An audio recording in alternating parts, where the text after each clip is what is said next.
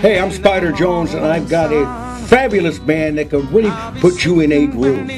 Right now, just a reminder, we're back. We're with my good friend, Vance McKenzie, guitar extraordinary, producer, writer, and many other hats. One of the things I'm really excited about you and I are going to be doing on our show, Legends and Heroes, and we're going to discuss a lot, is about 1 in a million.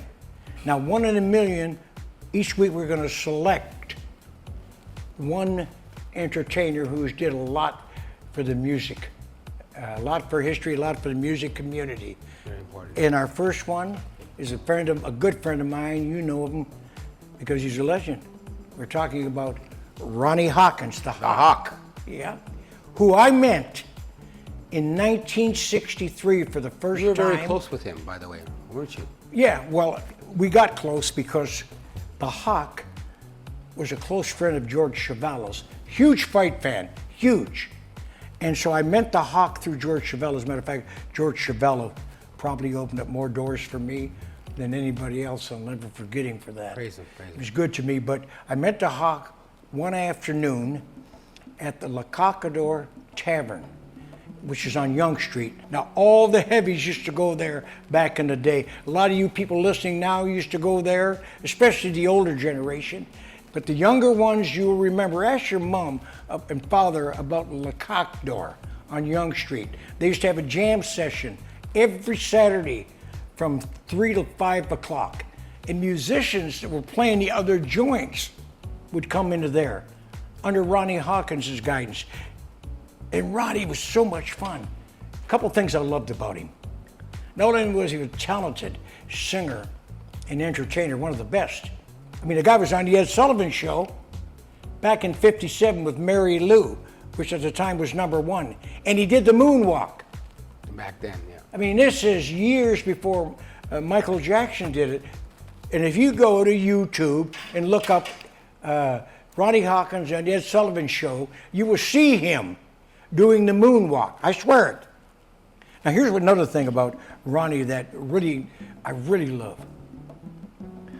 Ronnie brought in a lot of soul. See, back in the 60s, Toronto was considered the blue-eyed soul capital of the world. They had a lot of white singers like George Oliver, Yeah. John and Lee and the Checkmates. They had David Clayton Thomas. They were all soul singers, blue-eyed soul singers. And Ronnie would bring in these great young acts to open up for him at La Cacador, and the place was jammed. I mean, it was the hottest thing in town. What year would you line that one up in? About early 60s, right through to the 70s. That's right. Mid 70s. How long did it last? How long did it last? About 13, 14 years. Was there a place underneath called the Colonial? The Colonial was down the street. Okay. That's when I first came to town. But La Cacador was the hot spot. They brought in, Ronnie Hawkins actually brought in Solomon Burke. When your baby leaves you all alone. They brought him in. Tavares, before they were hot, the guys that did Heaven Must Be Singing. Angel. Yep. They're 5 siblings. He brought them in. He brought in Little Charles and the Sidewinders. They went through Montreal too. They were another heavy group out of Memphis. I mean, he brought in Billy Stewart, who sang Sitting in the Park and all this stuff. So he's bringing in all these soul groups. He opened the door for Jackie Gabriel. Right. She was one of the greats from that Gabriel family. She still is, yeah. They were the Jackson family of Canada. They had another one. He opened the door for Eric Mercury and Diane Brooks and the Soul Searchers. So we're going to do our first segment on Ronnie Hawkins, the king of Canadian rock and roll, who I had a chance to hang with. And I got to share a story with you. It's away from music, but as you know, I like working with kids, especially young people that are, how would you say it, at risk. And when we were developing our center, Spiders Web Youth Empowerment Center with the Believe to Achieve nonprofit organization, we were really short on money. And Ronnie heard about a gentleman who was a financier, was looking to write off some pretty big money.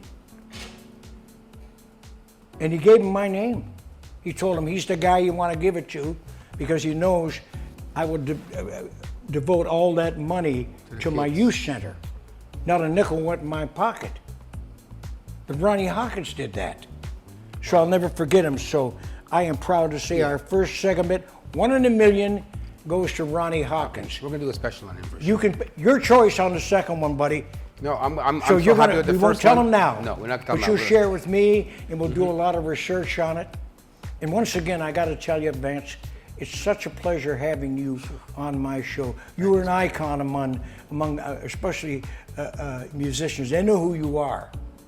And by the way, if you want to send some thoughts into us or a response, get us at iconhero.com. Yep, and communitymusicmatters.com. You do that. We want to hear from you, baby. This show is for you. Until the next time, I'm going to say grace and blow this place and tell you like the farmer said to the potato. What do you say? I'm going to plant you now and I'm going to dig you later. The Spider, on behalf of Vance McKenzie, saying see you next time on Legends and Heroes, communitymusicmatters.com.